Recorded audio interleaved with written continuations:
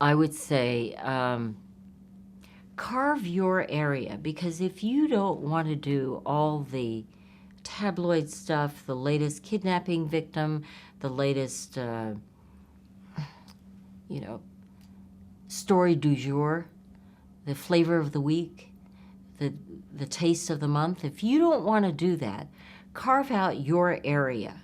For instance, Andrea Mitchell does foreign policy, administration, politics, all of that. Lisa Myers does investigative work.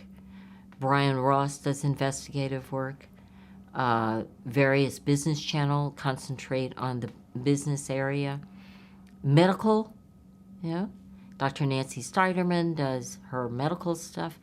It is, you can carve out a specialty for yourself that is legitimate journalism. You can get your teeth into it. You can get your meat. You can get red meat. Otherwise, you'll be stuck with all of this stuff that's on the air. Unless you want to be a loudmouth, opinionated person. As Carrie's wife said, Teresa, Carrie, opinionated.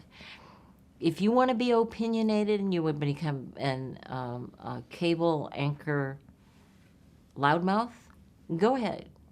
Good luck. But if you want to do some real journalism, you find your area, become an expert, hone your skills. One of the most important things that kids have to do today in this video world of video games, and of which my son is guilty, is read. Read as much as you can, and write.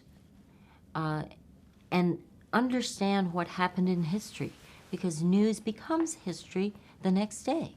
So if you know what happened, you have a good background. Study English. Read the classics. Read. I didn't do that, and I regret it so much. But my excuse is that I grew up in a very Chinese family, in the sense that we weren't reading books in English at home. We just weren't doing that. We weren't reading novels. We were reading books at school. And if it wasn't assigned to us, we weren't necessarily searching for them. We'd go to the library, and we would be thrilled to go to the library. But there was not a library full of a bank of books that my oldest sisters had read, and whatever. They were just trying to learn English. So I didn't read the way Maury did. Maury has a bank of knowledge. My husband has a bank of knowledge back there that is incredible from all the reading he did. He's a great writer because he read. And I think that every good journalist has to write, has to read. If you can write and read, you can speak.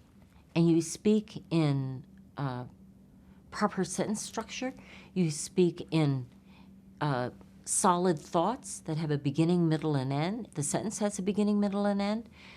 And you have such a grasp and a foundation of history and geography and all the rest. So I would say, if you want to become a good journalist, understand the multimedia as well. Not only understand how to read, write, and pick your specialty, but you have to understand multimedia. You have to understand the video part, the audio part, the internet part, how to write on the internet, how it's different from video and audio. You have to have the full range of abilities. You cannot be a singular television person or a singular newspaper person. You have to be able to do everything on the web too. So it is a different game today. There's actually not much sense in going into the traditional television news because it doesn't exist anymore. Network news is not the same anymore. It's the era of the great era that I lived in and that I worked in was the best. It was a great era of television news. It blossomed, it flourished, it thrived. Then the pendulum began swinging. I think I was so lucky to be during that period, to be alive and well and working in that period. And the other thing was that the salaries were stupendous. They were battling it out to hire people. And they reached an enormous peak beyond comprehension. And they don't exist anymore. So it was great. It was a wonderful, wonderful period.